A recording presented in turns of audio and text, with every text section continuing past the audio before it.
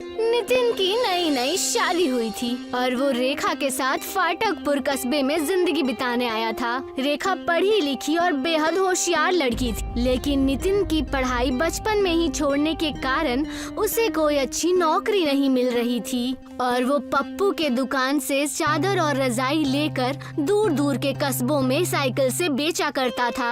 हमेशा अलग अलग कस्बों में चादर और रजाई बेचने के कारण कस्बे वाले नितिन को कोई इज्जत नहीं देते थे। इन सारी बातों से रेखा बेहद निराश हो गई। आप ये काम छोड़ क्यों नहीं देते हैं जी? मुझे बेहद बुरा लगता है जब आप साइकिल से गलियों में घूमते हैं। मगर मुझे कुछ और आता भी तो नहीं है, मैं और करूँगा क्या? मुझे नहीं पता, लेकिन आप ये काम छोड़ दीजिए और कुछ और करना शुरू कर दीजिए। कुछ ऐसा कीजिए जिसमें मैं आपकी मदद कर सकूं। अरे मेरी जान, अगर मैंने साइकिल से चद्दर बेचना भी बंद कर दिया तो हम खाएंगे क्या और पहनेंगे क्या? मैं जानता हूँ कि तुम पढ़ी लिखी और ज़हीन औरत हो, मगर मैं तुम्हारी कमाई के भरोसे नहीं रहना चाहता। ये मेरे लिए शर्म की बात होगी। रेखा के कहने पर भी नितिन ने जिद नहीं छोड़ी और साइकिल से रजाई बेचने का धंधा शुरू रखा। एक दिन पप्पू ने नितिन को रजाई और चादर देने से मना कर दिया। नितिन, आज से तुम्हें मेरी दुकान से चद्दर और लिहाफ लेने की कोई जरूरत नहीं है। तुम अपने घर बैठ सकते हो। मगर जनाब, ऐसा क्यों कह रहे हैं आप? मैंने क्या गलती कर दी है?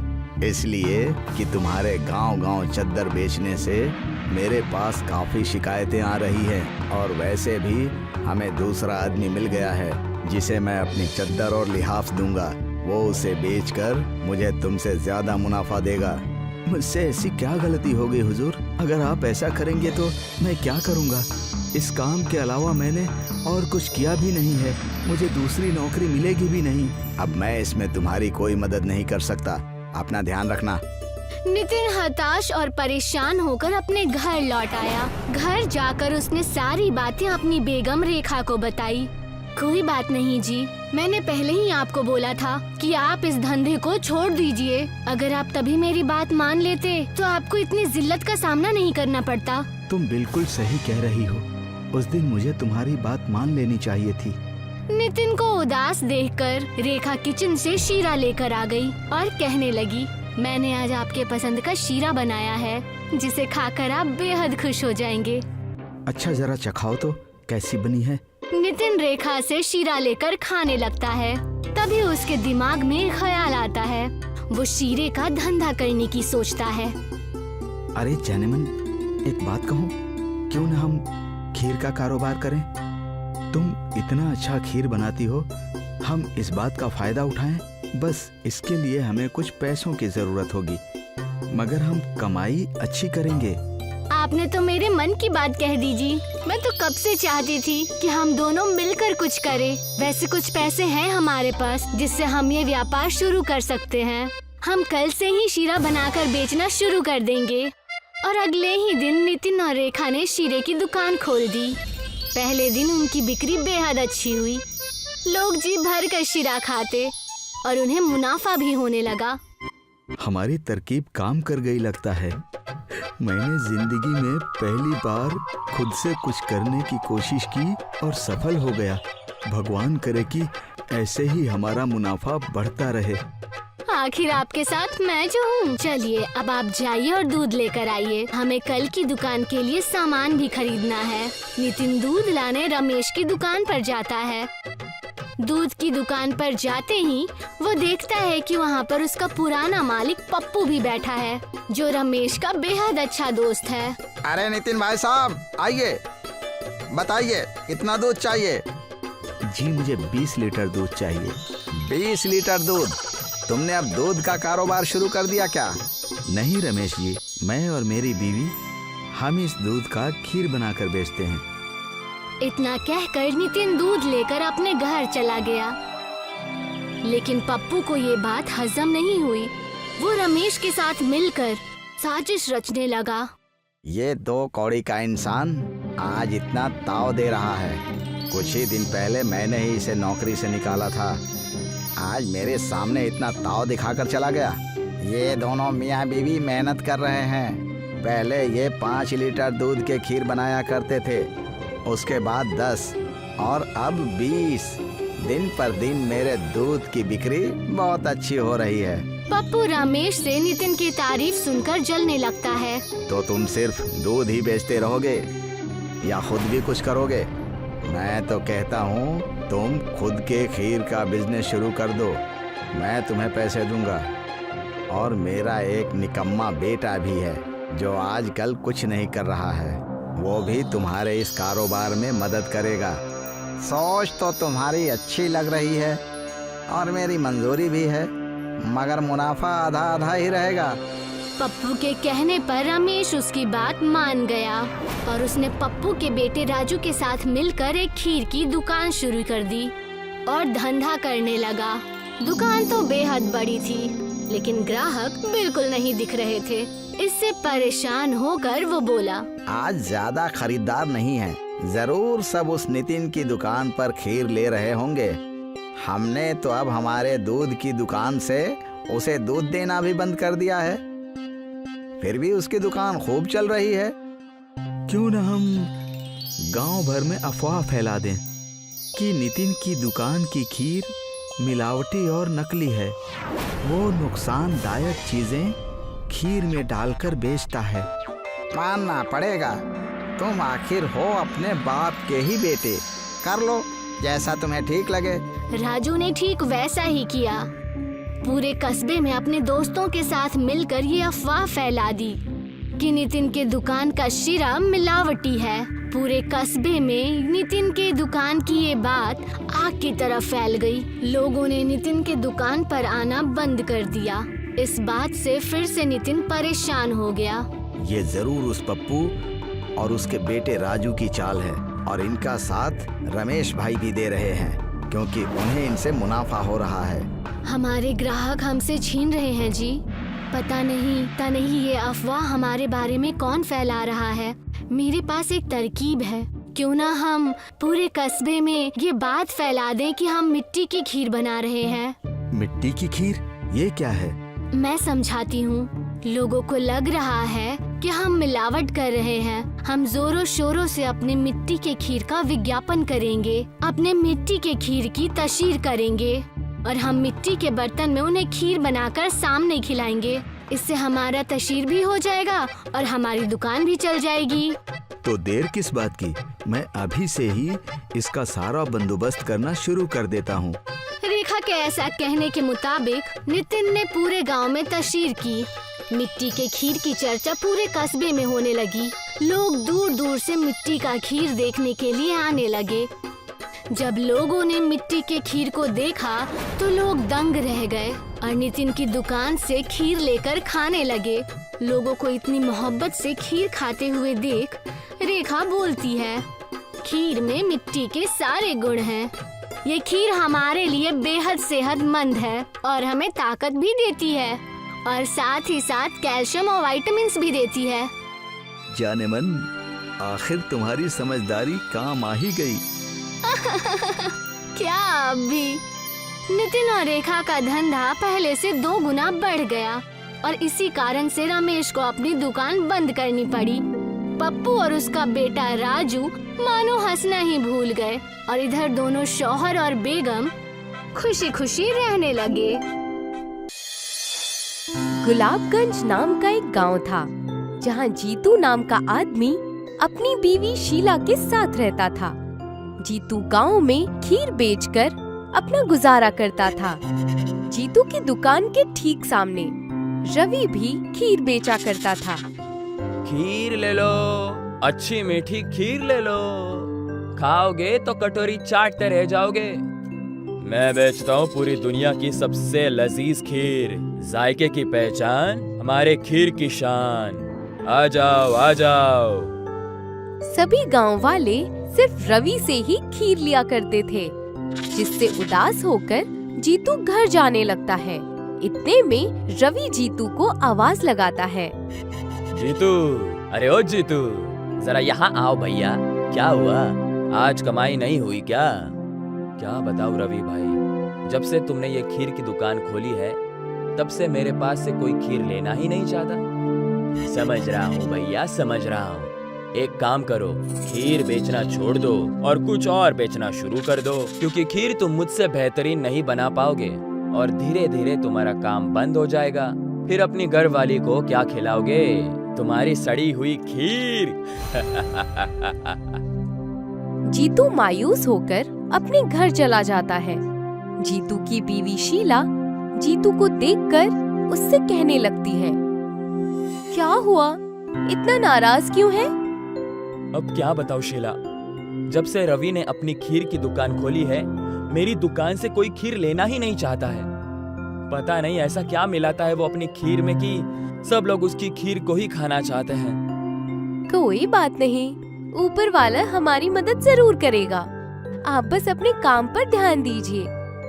दूसरी ओर रवि दूसरे गांव के दवाई बेचने वाले सुशील से मिल रहा था। अरे सुशील, वो शहर की दवाई दे जिससे खीर मीठी हो जाती है। मैं दे तो दूंगा, मगर याद रखना, अगर इसको ज्यादा मात्रा में खीर में डाला ना तो लोगों को बहुत तकलीफ हो सकती है। अरे जानता हूँ, मैं कहाँ इस दवाई को पूरी डालने वाला हूँ खीर में।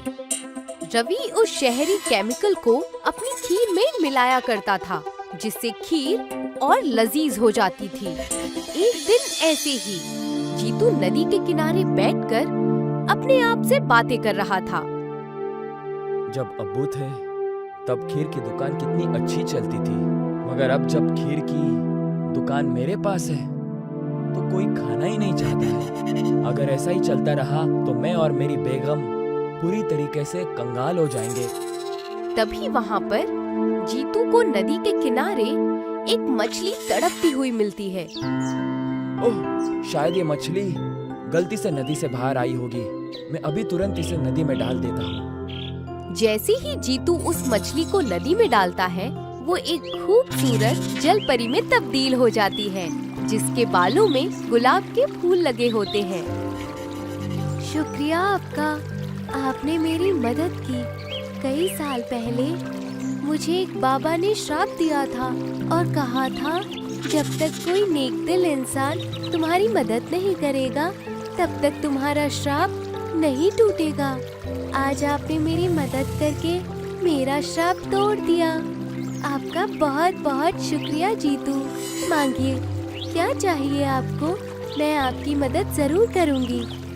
अगर आप मेरी मदद करना चाहती है तो मेरी बस इतनी मदद कीजिए कि मेरी खीर और अच्छी तरीके से बिकने लगे। जलपरी अपने सिर से एक गुलाब का फूल निकालकर जीतू को दे देती है। इसे रख लीजिए। इस गुलाब के फूल की पंखुड़ियों को अपनी खीर में डालकर गांव में बेचिएगा। ये कोई ऐसा वैसा गुलाब का फूल नहीं है। इसे जब आप अपनी खीर में डालेंगे तो आपकी खीर दुनिया की सबसे लजीज खीर बन जाएगी। मगर इसका इस्तेमाल किसी गलत इरादे से मत कीजिएगा, नहीं तो ये गुलाब का फूल उल्टा काम करेगा।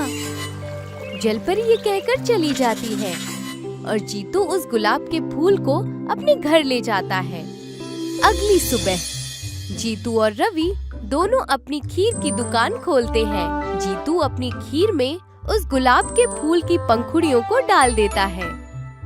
मीठी खीर का असली खजाना, गुलाब की खीर का जादू पुराना, जायका में भरा दिल को छू जाए, गुलाब की खीर सबको भाए। आओ आओ और गुलाब की खीर खाओ। ये कौन सी खीर है भैया? पहले कभी नहीं सुनी। गुलाब की खीर, ये तो मैंने कभी नहीं सुनी। चलो चख कर देखते हैं। दोनों ही आदमी जीतू की दुकान पर पहुंचते हैं। अरे जीतू, जरा ये खीर चखाना तो। कभी सुना नहीं गुलाब की खीर के बारे में। जी अभी देता हूँ। जीतू दोनों को एक एक प्लेट खीर देता है, जिसे खाकर मानो उनके होश ही उड़ गए हैं। अरे ये तो बहुत ही लजीज खीर है, मैंने कभी ऐसी खीर नहीं खाई। तुम खीर की बात कर रहे हो? मैंने इससे पहले इतना बेहतरीन कुछ खाया ही नहीं। लाओ लाओ लाओ, हमें और दे दो। मैं तो आज खीर खाऊंगा पूरे दिन। लाओ भाई, मुझे भी 2 प्लेट दे दो। जीतू उन लोगों को गुलाब की खीर खाने के लिए देता है। धीरे धीरे पूरे गांव में जीतू की गुलाब की खीर की चर्चा होने लगती है। रवि ये सब देखकर दूसरे गांव में दवाई वाले सुशील के पास जाकर कहता है, अरे ससुरा, तुमने कैसी दवाई दी है? कुछ काम ही नहीं कर रही है। सब लोग वो जीतू के पास ही खीर खाने जाते हैं। कहीं तुमने इससे बेहतरीन दवाई उसे तो नहीं दे दी? कैसी बात कर रहे हो भाई साहब? मैंने कोई दवाई नहीं बेची उससे, और उसके खीर की बात इस कस्बे तलक है। पता नहीं किस तरीके से वो इस गुलाब की खीर को बना रहा है। मैंने सुना है उसके पास कोई जादुई फूल है जिसकी पंखुड़ियां तोड़कर वो अपनी खीर में डाल रहा है। अगर ऐसा होता तो अब तक उसकी पंखुड़ियां खत्म हो गई होती। आपने पूरी बात नहीं सुनी क्या? मैंने कहा वो जादुई फूल है। जैसे ही वो पंखुड़ियां तोड़ता है तो अचानक से नई पंखुड़ियां आती हैं। अगर ऐसा है तो फूल मेरे पास होना चाहिए। बोलो, मेरा साथ दोगे? हाँ हाँ ठीक है, आता हूँ, मगर जो खीर तुम बेचोगे उसमें मेरी कमीशन भी होनी चाहिए। अरे बिल्कुल होगी, क्यों नहीं होगी। तुम साथ तो दो मेरा। हम मिलकर खीर बेचेंगे और उस जीतू को इस धंधे से बाहर कर देंगे।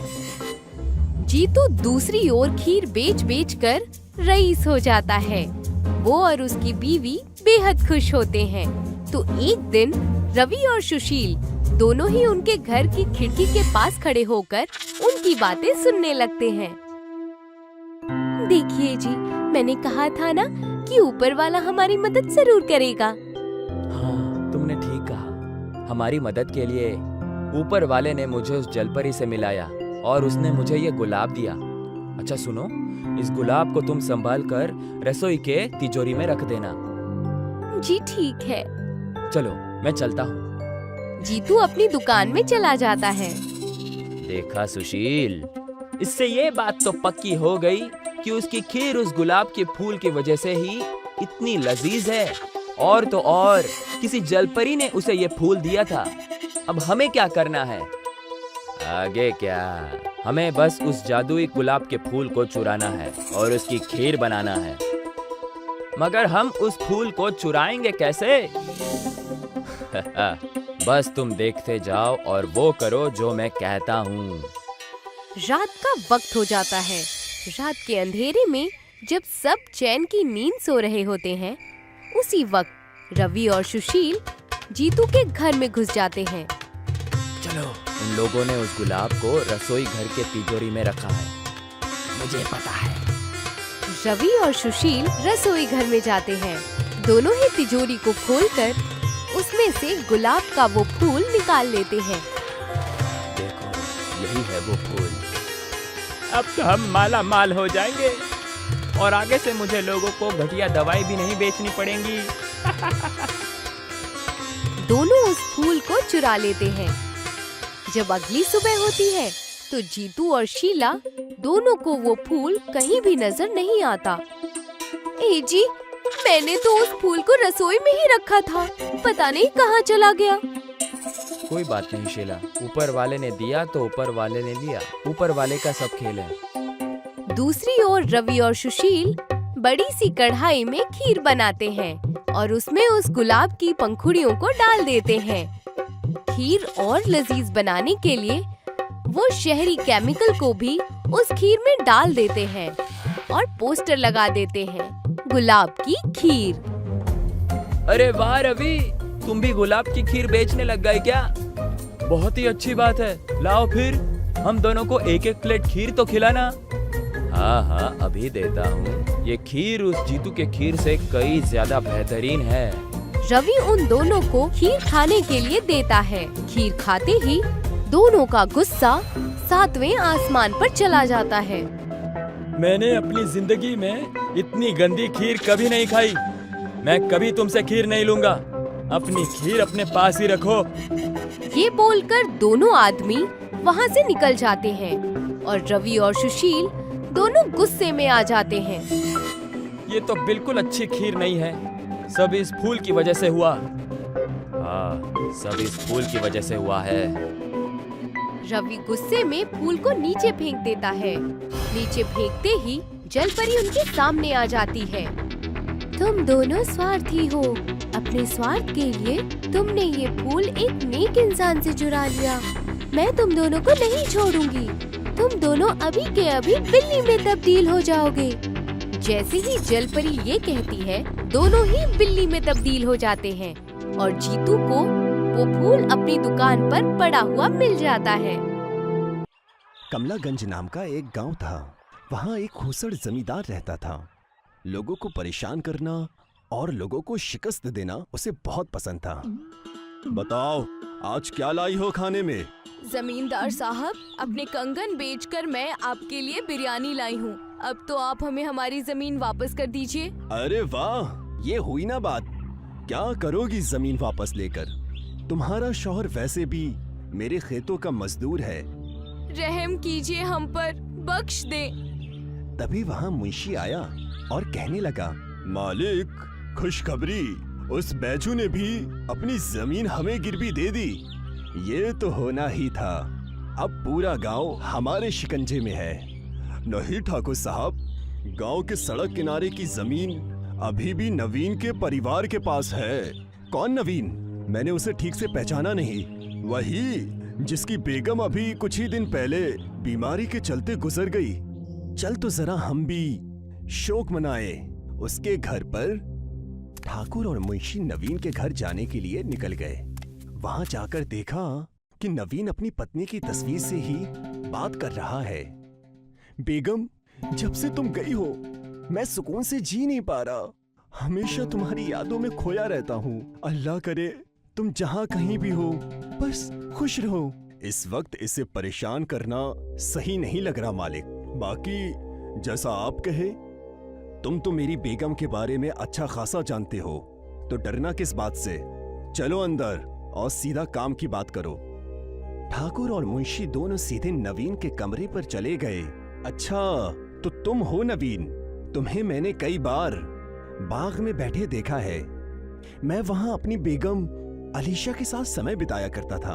अच्छा, तो एक काम करो, सारा सामान बांध लो और अपनी बोरिया बिस्तर बांधकर उसी बगीचे में चले जाओ। तुम्हारी सड़क के किनारे की जमीन मेरे नाम कर दो। चाहे जो हो जाए, मैं अपनी कोई भी जमीन तुम्हें नहीं देने वाला। जैसा तुम्हें ठीक लगे बच्चे। उस वक्त ठाकुर और मुंशी वहां से चुपचाप चले जाते हैं। उसके बाद ठाकुर एक कटोरी खीर लेकर अपने घर के खुफिया कमरे में जाता है। उसकी बेगम, जो कि काला जादू करती है। आ गए तुम? खीर की महक तो बेहद अच्छी आ रही है। लाओ दे दो और बताओ अब क्या करना है। रूपमती, गांव के एक किसान की जमीन हड़पनी है। मैं इस वजह से तुम्हारे पास ये खीर लेकर आया हूँ। उसका नाम है नवीन। बस इतनी सी बात? खीर रखकर दुम दबाकर भाग जाओ, तुम्हारा काम हो जाएगा। ठाकुर उस खुफिया कमरे का दरवाजा बंद करके भाग गया। उस रात रूपमती नवीन के घर चुड़ैल के रूप में गई। आज बड़ी अच्छी नींद आएगी। दिन भर मेहनत की है। मेहनत करने के बाद नींद बड़ी अच्छी आती है। और जैसे ही नवीन अपनी चरपाई पर सोने गया, उसने सामने देखा रूपमती एक भयानक चेहरा लिए उसके पास खड़ी है। कौन हो तुम? मम्मी बचाओ, मम्मी बचाओ, जाओ मम्मी। अगर तुमने अपनी सारी जमीन ठाकुर के नाम नहीं की तो मैं तुम्हें अपने साथ ले जाऊंगी। मुझे कहीं मत ले जाओ। मैं अपनी सारी जमीन ठाकुर साहब के नाम कर दूंगा। खुदा के लिए मुझे मत मारो। नवीन भागता हुआ मुंशी के घर पहुंचा और कहने लगा, मुंशी जी, कहाँ दस्तखत करना है? बोलिए, मैं साइन करने के लिए तैयार हूँ। तुम बड़े जल्दी आ गए हो। जान बची तो लाखों पाए। बस तुम ठाकुर से कहना अब वो मेरे पास ना आए। नवीन ने अपनी सारी कीमती जमीनें उनके नाम कर दी। ये बात जानकर ठाकुर बड़ा खुश हुआ और कहने लगा, ये तो होना ही था। अब पूरा गांव हमारे कब्जे में है। जब तक मेरी बेगम नायदा मेरे साथ है, तब तक मुझे कोई शिकस्त नहीं दे सकता है। हाँ जनाब, गांव में जहां तक हमारी नजरें जाएंगी वहां तक आपकी जमीनें हैं। एक तरफ ठाकुर और मुंशी बड़े खुश थे। गांव के लोगों ने एकजुट होकर बैठक रखी। आखिर कब तक हम ठाकुर की बेईमानी सहते रहेंगे? उसकी डरावनी बेगम बहुत खतरनाक है। कहीं अगर उसने काला जादू कर दिया तो हम कहीं की नहीं रह पाएंगे। जो कुछ भी हमारे पास है सब चला जाएगा। आखिर कब तक ऐसे दब कर रहे हम? तभी उन सब की नजर नवीन पर पड़ती है, जो अपनी बेगम की तस्वीर लेकर बाग की जानिब जा रहा होता है। नवीन, रुक जाओ, कहाँ जा रहे हो? हम में से अगर जो सबसे ज्यादा लूटा है ठाकुर से, तो वो तुम ही हो। आखिर तुम ऐसे खामोश कैसे रह सकते हो? कब खून खौलेगा तुम्हारा? उनकी बातों को अनदेखा करके नवीन बाग में अपनी बेगम की तस्वीर लेकर चला गया और वहां जाकर उस तस्वीर से बातें करने लगा। अगर तुम यहाँ पर होती बेगम, तो हम यहाँ से कोसों दूर चले जाते। नवीन तस्वीर को नीचे रखकर रोने लगा था कि उस तस्वीर से एक तेज रोशनी आई और उसकी बेगम तस्वीर से बाहर आ गई, जिसे देखकर सारे गांव वाले खौफजदा हो गए। बेगम तुम, ये सब कैसे हो गया? अल्लाह ने मेरी सुन ली। मैं यहाँ पर गांव वालों को इंसाफ और तुम्हें सुख, चैन और शांति देने आई हूँ। आखिर तुम्हें उस ठाकुर की करतूतों के बारे में पता चल ही गया। पता कैसे ना चलता? मुझे तुम अपनी हर चीज बताते जो थे। तुम्हारी और गांव वालों की सबकी जमीनें हम उस ठाकुर और उसकी चुड़ैल बीवी से वापस ले लेंगे।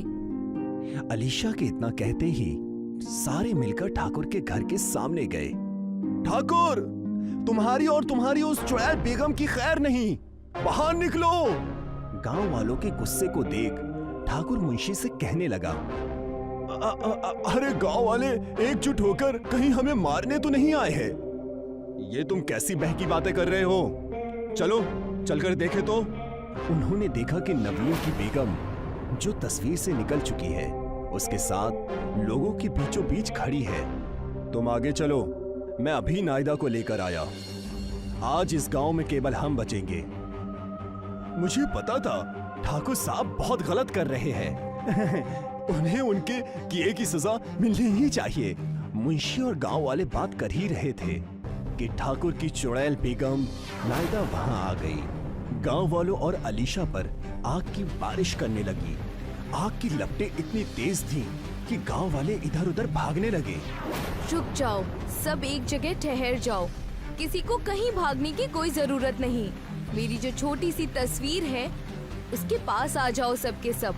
भाग्य ने ऐसा जादू किया कि उसकी छोटी सी तस्वीर बहुत बड़ी हो गई और जिसके नीचे गांव वाले आकर छुप गए और उस बहुत बड़ी तस्वीर ने आसमान से बरसती आग को रोक दिया। अब मैं तुम्हें मजा चखाऊंगी। तुम अब क्या करने वाली हो? अलीशा ने अपनी जादू से खीर की बारिश कर दी, जिसे देखकर नायदा का मन ललचाया और वो नीचे आकर खीर खाने लगी। और इसी चीज का फायदा उठाकर अलीशा ने उसके बालों को काट दिया। नहीं, नहीं, ये क्या कर दिया तुमने? मेरे बरसों की मेहनत और तपस्या को खत्म कर दिया। अब मैं क्या करूंगी? इतना कहकर रूपमती रोते हुए गांव से भाग गई, ठाकुर को अकेला छोड़कर। अब तुम क्या करोगे ठाकुर? हमारी जमीनें तुमने हड़पी थी। तुम्हारी चुड़ैल बेगम तो अब भाग गई। मुझे माफ कर दो, मैंने तुम गांव वालों को बहुत तकलीफ दी है। रहम करो, मुझे माफ कर दो। ठाकुर और मुंशी को गांव से बाहर निकाल दिया। ठाकुर की बेगम दोबारा कभी नहीं आई और अलीशा गांव वालों को इंसाफ दिलाकर फिर से उस तस्वीर में चली गई।